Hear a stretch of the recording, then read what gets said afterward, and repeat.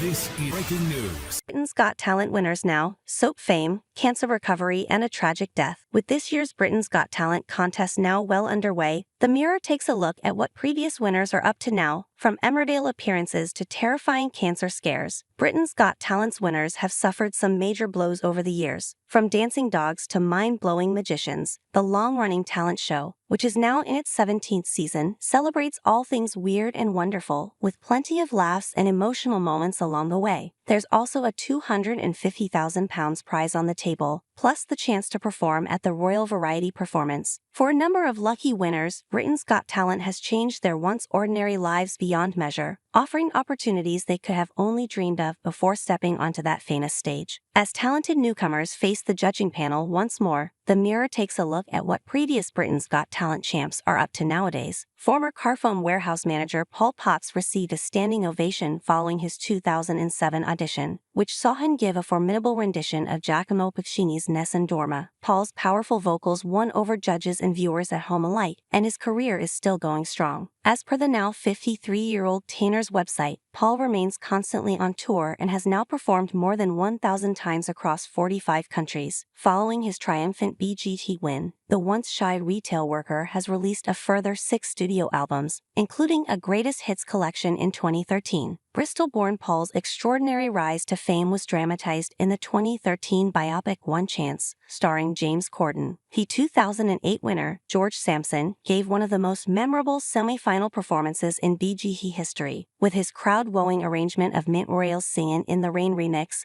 complete with artificial rain. The gifted dancer, now 30, enjoyed a number of TV appearances and endorsement deals following his life-changing win, and even releasing music before amicably severing ties with Simon Cowell in 2009. In 2016, George entered the world of soaps after briefly joining the cast of Emmerdale. He then teamed up with former co-star Roxanne Pallett for Celebrity Coach Trip 3 years later. A theater regular, Warrington-born George recently wrapped up a national tour of the pantomime Robin Hood, in which he played the lead role. Taking to Instagram on April 13, ahead of the final show, George wrote, "This past month has been an absolute roller coaster. 2009 proved to be a particularly tense year for BGT, with street dance troupe Diversity earning a narrow victory over Scottish singer Susan Boyle. Diversity has enjoyed enormous success on tour, while leader and choreographer Ashley Banjo has forged a fantastic television career, working as a judge on shows such as Got to Dance and Dancing on Ice. In 2018,